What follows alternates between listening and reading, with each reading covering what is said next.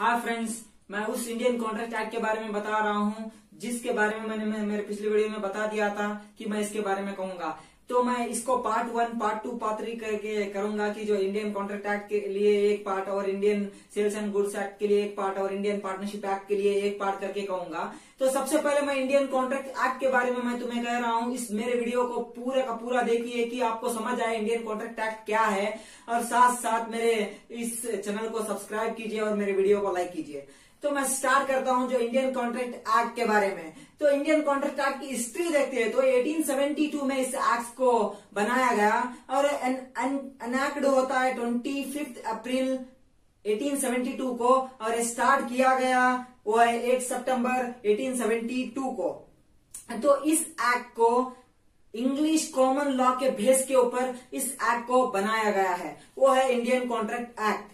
तो अब इसके बारे में हम हिस्ट्री को जान लिए, तो अब इसे क्या इसका इंपॉर्टेंस है, ज्यादा से ज्यादा इसका इंपॉर्टेंस है क्योंकि इंडियन कॉन्ट्रैक्ट एक्ट जरूरी है सारे लोगों के लिए कि जो भी लोग कॉन्ट्रैक्ट करते हैं वो किस तरह का कॉन्ट्रैक्ट हो, उसे क्या रूल्स एंड रेगुलेशंस हो, इसलिए इस कॉन्ट्रैक्ट एक्ट को जानना जरूरी है। तो सबसे पहले मैं आपको इंडियन कॉन्ट्रैक्ट एक्ट के कितने सेक्शन है इसके बारे में कह रहा हूँ। ये इसके अंदर 266 सेक्शन है और साथ साथ इंडियन कॉन्ट्रैक्ट एक्ट। तो अब आपको मैं कह रहा हूं कि कॉन्ट्रैक्ट कहे तो क्या है।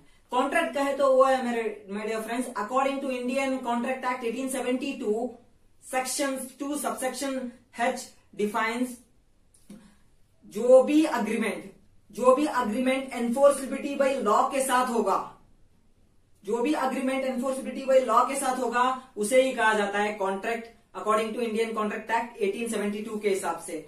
तो अब ये कॉन्ट्रैक्ट कैसा हो सकता है, तो यहाँ पर दो थिंग से होता है, एक है अग्रीमेंट और प्लस क्या एनफोर्सबिलिटी बाय लॉ।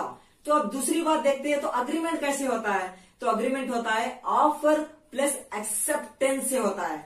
तो अब यहाँ एक बात अभी एक है, अग्रीमेंट यहाँ पर दो तरीके के होते हैं, एक है ओरल और एक है रिटन। तो अब यहाँ पर रिटन अग्रीमेंट ही चलता है कॉन्ट्रैक्ट के लिए, नहीं तो कॉन्ट्रैक्ट हो नहीं सकता एक। अब दूसरी बात देखते हैं, तो यहाँ पर ये एक एग्जाम्पल के लिए अग्रीमेंट की बात को मैं कह रहा हूं, ए कहने वाला एक पर्सन बी को ऑफर देता है कि इस गाड़ी को इस एक 5000 को ले दो। तो बी कहने वाला क्या करता है, 5000 दे के ए के पास ले लेता है। तो यहाँ पर कार भी चले जाती है और पैसे भी आ जाते हैं, ए को पैसे आते हैं, बी को कार चले जाती है। तो मैं यहाँ एक बार नवी बात उद्भव होती है, वो है कंसीडरेशन।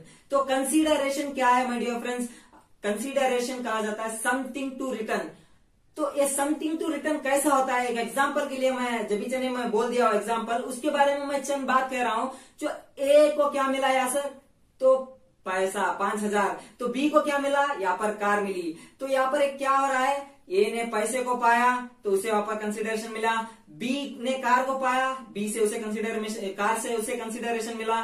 तो इसे ही कहा जाता है कंसिडरेशन। इतने सारे चीजों मिले के बाद बनता है कॉन्ट्रैक्ट। और ये एनफोर्सबिलिटी बाय लॉ, तो ये जो लीगल रूल्स है, लीगल रेमेडी है, इसके ऊपर ये रहता है, तो इसके साथ बनता है कॉन्ट्रैक्ट। इसे ही कहा जाता है कॉन्ट्रैक्ट कहे के। तो इसके अंदर बहुत सारे तरह के कॉन्ट्रैक्ट्स हैं। तो आप देखते हो, तो टाइप्स ऑफ कॉन्ट्रैक्ट्स की बात करने से पहले आपको मैं एक बात कह रहा हूं कि मैं नेक्स्ट वीडियो पार्ट 2 के ऊपर करने वाला हूं Indian sales and goods act के ऊपर, उस मेरे वीडियो को जरूर देखिए। और साथ साथ मैं स्टार्ट कर रहा हूं जो types of Indian contract act के अंदर जो कॉन्ट्रैक्ट के टाइप्स थे उसको आप देखते हो तो 3 हेड से उसे बांटा गया है। सबसे पहला वाला है एनफोर्सिबिलिटी, और दूसरा है वो है फॉर्मेशन, तीसरा है वो है परफॉर्मेंस। अब तो सबसे पहले देखते हैं जो एनफोर्सिबिलिटी के अंदर 5 तरीके से बांटा गए हैं। उसमें पहला वाला वैलिड कॉन्ट्रैक्ट है, वाइड कॉन्ट्रैक्ट है, वाइडेबल कॉन्ट्रैक्ट, और 4वां इलीगल कॉन्ट्रैक्ट, और 5वां अनएनफोर्सेबल कॉन्ट्रैक्ट। जो 5 कॉन्ट्रैक्टों को एनफोर्सिबिलिटी में लिया गया है। और दूसरा हेड जो फॉर्मेशन है, इसके अंदर भी 4 तरीके से बांटा गया है, एक्सप्रेस कॉन्ट्रैक्ट, इम्प्लाइड कॉन्ट्रैक्ट और ख्वासी कॉन्ट्रैक्ट, और साथ साथ ई कॉमर्स कॉन्ट्रैक्ट। तो ये 4 तरीके से। और फाइनली है जो परफॉर्मेंस के अंदर भी 4 तरीके से बांटा गया है। फर्स्ट वन है executed contract, second one executory, और थर्ड वन बाइलैटरल, और फोर्थ वन यूनिलैटरल कॉन्ट्रैक्ट कह के बांटा गया है।